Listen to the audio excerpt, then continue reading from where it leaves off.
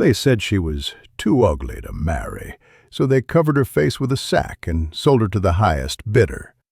But when a quiet mountain man lifted that burlap in the dying light of a Wyoming sunset, his heart stopped.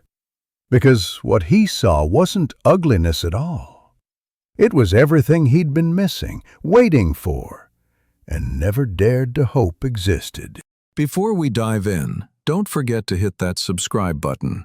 We've got more powerful stories coming every single day, and you don't want to miss them. Now, let's begin. Dust rolled through the dry air like smoke from a dying fire. The yard behind Harlan Keene's trading post was crowded with men, cowhands, drifters, and widowers drawn by cheap whiskey and cruel curiosity. A line of women stood in the cold, shivering beneath rough shawls.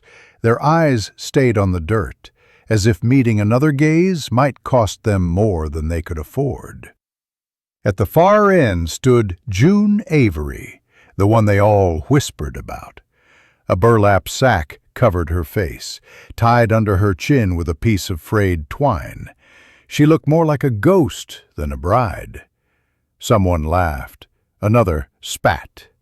Harlan's voice cracked through the noise like a whip. "Got a fine batch today, boys. Hard-working, young, mostly. Who'll start the bid?" His grin was wide and rotten. From the edge of the crowd, Gideon Thorne stood silent, snow melting on his coat. He hadn't come for this. He'd come for salt, nails, maybe a new lantern. But something in the way the wind caught the edge of that sack, something in the stillness of the woman beneath it, made him stay. The men barked out bids and jokes. Harlan tugged June forward like a mule. "This one here's a special case," he sneered. "Ugly as sin, but she can cook." Laughter. Coins clinked. June's hands clenched tight around the hem of her skirt, and from the back, a voice cut through the noise, deep, steady. "I'll take her." Silence fell like a gunshot. They said no man would ever look at her twice. But what if the one man who did saw something no one else could? The crowd froze. Every face turned toward the man who had spoken. Gideon Thorne stepped forward, tall, broad, quiet as a thundercloud before it breaks. His boots crunched over the frost-bitten dirt. He didn't look at the other men, didn't laugh, didn't smirk. He just reached into his coat and laid a pouch of coins on Harlan Keene's counter. "You sure, Thorne?" Harlan sneered. "You ain't even seen her face. Could be she'd scare the moon clean out of the sky." Gideon's eyes flicked to the sack-covered woman. "Don't matter," he said simply. "I'm not buying her for her looks." A ripple of uneasy laughter swept through the men, but Gideon didn't hear it. He signed the ledger with a steady hand, took the rope from Harlan's fist, and untied June himself. She stumbled once, startled by the gentleness in his grip, a thing she hadn't felt in a long time. Harlan grinned, counting his coins. "She's all yours, mountain man. Hope you like surprises." Without a word, Gideon turned toward the door. June followed, her steps small and uncertain, the sack still shrouding her world in brown dimness. Outside, the air was sharper, cleaner. The sound of the jeering men faded behind them, replaced by the steady rhythm of Gideon's boots and the snort of his horse. He lifted her onto the saddle, then climbed up behind her. "Hold on," he said. She did. He didn't know her name. She didn't know his heart. But every love story starts somewhere, and this one began with a single act of defiance. The trail out of town wound north into the hills, where the air thinned and the snow began to whisper. June sat stiff in the saddle, hands clinging to the worn leather horn, the burlap sack breathing against her lips. Every gust of wind carried the sound of distant wolves and the creak of the saddle under Gideon's weight. He rode with quiet purpose, a man who didn't waste words or gestures. The world around them was stripped of color, nothing but white ground and dark pines pressing in from both sides. Every now and then, June felt the warmth of his coat brush her shoulder when the horse shifted. It startled her. Warmth felt foreign after so many cold hands and colder words. Hours passed. They didn't speak. But when the horse stumbled slightly on a patch of ice, Gideon's arm came around her without thought, steadying her before she could fall. His hand lingered only a moment before retreating, but it was enough. She exhaled, and the air fogged the inside of the sack. By dusk, the sky burned faint orange behind the ridges. Smoke from distant cabins curled up like threads of home. For the first time in months, June let herself wonder where she was being taken, and whether she would be allowed to stay. Behind her, Gideon said quietly, almost to himself, "Won't be long now." The words were simple, but to June they sounded like mercy. The mountains swallowed them whole as night came down, and the wind carried away the laughter of the men they'd left behind. By the time they reached the ridge, night had swallowed the sky whole. The only light came from the lantern swinging at Gideon's saddle, a soft halo that cut through the snow like a secret. The horse snorted, steam curling from its nostrils, and slowed as the outline of a small cabin appeared through the trees. Dark roof, smoke curling weakly from the chimney, a lone shape against the wilderness. Gideon dismounted first, then offered his hand. For a heartbeat, June hesitated. No one had ever offered her help without expecting something in return. Still, she placed her gloved hand in his. His grip was firm but careful, guiding her down as if she might break. "Inside," he said, his voice low and even. "You'll warm up there." The cabin smelled of pine, smoke, and something faintly sweet, dried herbs, maybe. The fire in the hearth was small but alive. June stood near it, her sack casting a long shadow up the wall. Her fingers itched to pull it off, but fear held her still. Gideon set his rifle against the doorframe, then called softly, "Micah." A rustle came from a small cradle near the corner. A boy, no older than 6, lifted his head, blinking sleepily. His hair was a mess of dark curls, his eyes wide and cautious. June's heart caught. So there was a child. "This is your new ma," Gideon said gently, though his gaze stayed on the fire. The boy stared, silent. June tried to smile, though no one could see it. Outside, the wind howled across the ridge, but inside, something softer stirred. A beginning neither of them yet understood. The cabin crackled with the sound of firewood snapping as June moved awkwardly about the small space. She found a pot, brushed the dust from it, and poured water from a tin jug. Everything she did felt uncertain, as if one wrong move might break the fragile peace of this strange place. Gideon sat by the table, mending a leather strap with deliberate patience. He didn't speak, but his presence filled the room. Not heavy, just steady, like the hum of the fire.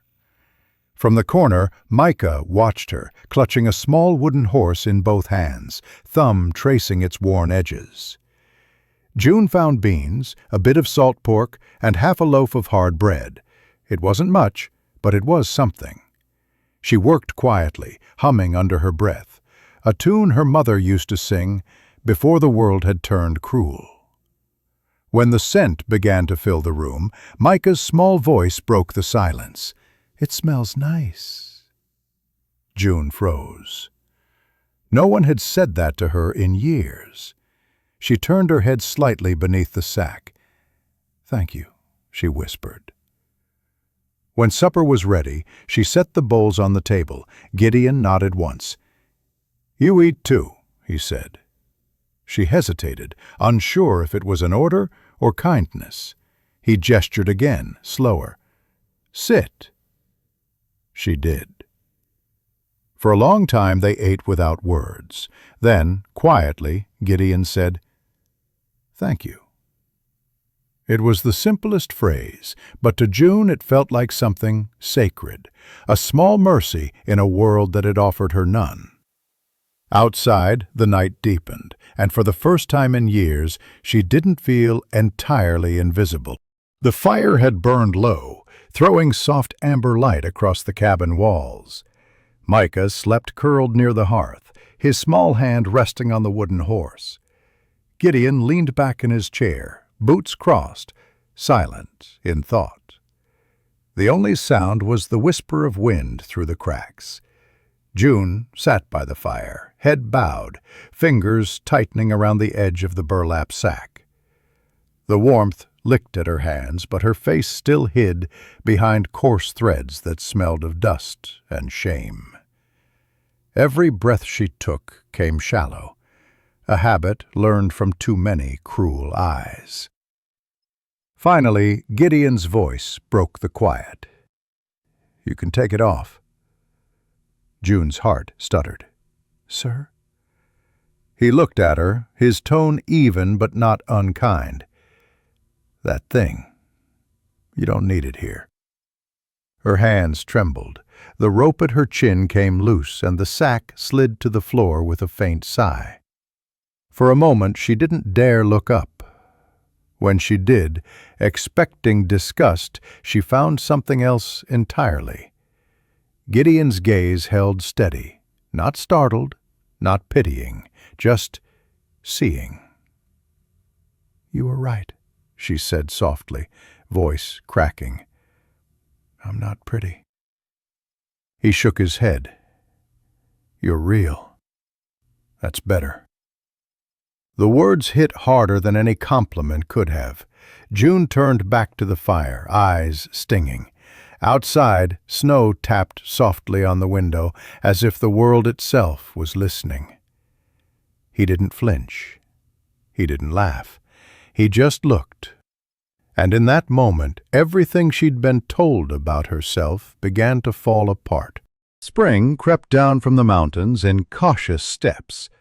A trickle of meltwater here, a patch of thawed earth there. The cabin no longer moaned from the cold. June stepped outside one morning, her shawl drawn tight, and noticed green pushing through the soil beside the porch. "Good ground," Gideon said behind her, shovel in hand, "if you know what to do with it." June knelt, fingers brushing the dirt. "My mama kept a garden, said it keeps the heart steady." Gideon watched her for a moment before nodding. "Then keep one here." Over the next days, she and Micah worked together, turning soil and pressing seeds. The boy laughed when worms wriggled up, his shyness fading in the sunlight. June found herself laughing too, a sound she hadn't known she still had. When Gideon came back from the woods at dusk, he paused at the sight of them. His boy's laughter, her smile half hidden by hair, the smell of earth and hope in the air. He didn't interrupt, just stood there, quietly grateful. That night, as they ate by lamplight, Micah chattered about the sprouts. Gideon listened, eyes flicking toward June once, then twice. Something gentle passed between them, not yet love, but the beginning of it. Outside, the first green leaves shivered in the breeze, whispering that life was still possible here. By midsummer, the path to town was lined with wildflowers and dust. June rode beside Gideon in the wagon, the morning sun glinting off the metal of his rifle, and the curls of Micah's hair as he dozed in her lap. She hadn't been to town since the day she'd been sold, and each turn of the wheel brought the old fear closer. When they reached Harlan's post, the yard fell quiet. Men leaned on fence rails. Women at the mercantile door stopped talking. Whispers rolled through the air like wind through dry grass. "That's her," someone murmured. "The sack girl." Guess Thorne didn't mind what he bought. June felt her face flush, but Gideon kept walking, steady as stone. He took her hand, rough, warm, and guided her toward the general store. "You stand tall," he said low. "They can't take what you've already survived." Inside, June helped Micah pick out new boots, while Harlan counted change behind the counter, pretending not to stare. "Didn't think you'd keep her, Thorne," he said with a crooked grin. "Thought you'd come back wanting a refund." Gideon looked him dead in the eye. "I don't return what's worth keepin'." The room went still. June felt something rise in her chest, not pride exactly, but the quiet power of being seen. When they left the post, the whispers had changed tone, softer now, uncertain. Ever seen love so steady it silences a whole town? That's what happens when someone finally stands beside you and doesn't move. Winter returned early, slipping down the mountains before the leaves were gone. Gideon had gone to check his traps near the creek, promising to be back before nightfall. But when the light began to fade and the wind sharpened, June's hands stilled over her sewing. Something in the air felt wrong. Too quiet, too still. The door burst open just as she rose. Gideon stumbled inside, snow crusting his beard, a red stain spreading across his side. "Got careless," he muttered, lowering himself to a chair. "Steel jaw snapped wrong." June's breath caught. She fetched water, tore a strip from her skirt, and knelt beside him. The cut was deep but clean. Her fingers worked fast, pressing cloth against the wound, washing away the blood with trembling care. "You should have waited for spring," she said, voice breaking. He gave a weak half-smile. "You'd have had to drag me back then." She met his eyes, fierce, steady, full of stubborn life. "You think I couldn't?" For a long moment they just looked at each other, the firelight dancing between them. Then Gideon said softly, "Lucky you're here." Her hands paused, heat blooming in her chest. Outside, the wind howled, but inside the cabin it was different, warmer, alive, as if the land itself had drawn breath again. Micah appeared in the doorway, eyes wide. "Is Pa gonna die?" June turned, smoothing his hair. "Not while I've got hands to work." Gideon chuckled under his breath. "Told you," he murmured. "She's stronger than she looks." And for the first time, June didn't flinch from the words. She believed them. The snow had long melted, leaving the ridge painted with wild lupines and soft yellow blooms. The cabin door stayed open most days now, letting in the scent of pine and bread. Micah ran through the grass, his laughter chasing the wind. June watched from the porch, mending one of Gideon's shirts, sunlight curling through her hair. When Gideon came up from the woods, an axe slung over his shoulder, he paused. For a man used to silence, the sight before him, a woman humming softly, a boy laughing, the smell of home, was more than peace. It was redemption. Micah darted toward them, clutching a wild lupine in his small fist. "Mama!" he said proudly, thrusting the flower into June's hand. The word stopped her breath. She blinked, heart stuttering. Gideon froze, his axe slipping lightly to the ground. "What did you call her, boy?" he asked gently. Micah smiled. "Mama, that's what she is now." For a moment, no one spoke. Then June bent, pulled the child into her arms and held him close, her tears wetting his hair. Gideon watched, eyes soft with something he hadn't let himself feel in years. He stepped closer, voice low. "He's right, you know." She looked up, her voice trembling. "You mean that?" He nodded. "More than anything. Sometimes, love doesn't need vows or promises. Just one small word that changes everything." The first snow of the new winter fell quiet and sure, blanketing the ridge like a promise kept. June woke early, stoked the fire, and watched the world outside the window turn white again. The cabin had changed over the months. New curtains, a patched roof, shelves lined with jars she'd filled from the summer garden. What had once been a place of silence now pulsed with the soft hum of a family.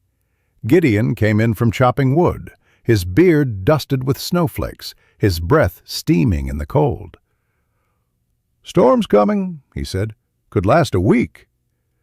June smiled faintly. "Then we'll make do. We always do." He set down his gloves and crossed the room, touching her arm lightly. "You make this place feel alive," he murmured. Her cheeks warmed. "You gave me a place to breathe." Micah stirred from his cot, rubbing sleep from his eyes. "Pa, can we read the story again?" he asked. Gideon nodded, settling by the hearth while June handed him the worn book. She sat beside them as his deep voice filled the cabin, low and steady, like the rhythm of the storm outside. When the candles burned low, June rested her head against his shoulder, and he didn't move away. The wind rattled the shutters, but inside was stillness, the kind that grows between people who have learned to stay. There were no grand declarations, no fireworks, just warmth, laughter, and the quiet knowing that love, once found, could outlast even the hardest winter. Spring came again, gentle and sure. The mountain snow melted into silver streams, and the meadow below the ridge glowed green. June stood outside the cabin, apron fluttering in the wind, hanging laundry on the line. Micah chased chickens through the yard, laughter echoing across the valley. Down the trail, Gideon returned from town, leading the horse by its reins. He carried a new plow, a sack of feed, and news from the world beyond their quiet ridge. "Harlan sold the post," he said as he unloaded. "New owner now. Word in town is folks still remember that day." June looked up, her smile small but certain. "The day you bought me?" Gideon shook his head. "The day you stopped letting them tell you what you were worth." She paused, the sunlight catching in her eyes. "You ever regret it? That choice?" He stepped closer, cupping her cheek with rough hands. "Only thing I regret is not finding you sooner." From the porch, Micah called out, holding a carved wooden horse. "Pa! Mama! Come see!" They went, arms brushing, laughter light on their tongues. The years had carved lines into their faces, but the space between them held no emptiness, only belonging. That night, as the fire crackled low, June rested her head on Gideon's chest. The same hands that once trembled under a burlap sack now lay open and free. In the hush, Gideon whispered, "They called you too ugly to marry." June smiled into the quiet. "And you?" He kissed her hair. I call you home. Outside, the wind moved through the pines, no longer cruel, just part of the song of their life. They said she was too ugly to marry, but out there in the wild, she found a man who saw her soul before her face.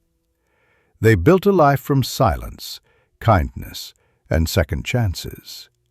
And when the wind passed through the mountains, folk swore it carried their story. Proof that even in the harshest country, love still takes root. Thank you for watching till the end. Don't forget to subscribe for more stories like this. We'll be dropping brand new powerful stories every single day. See you on the next one.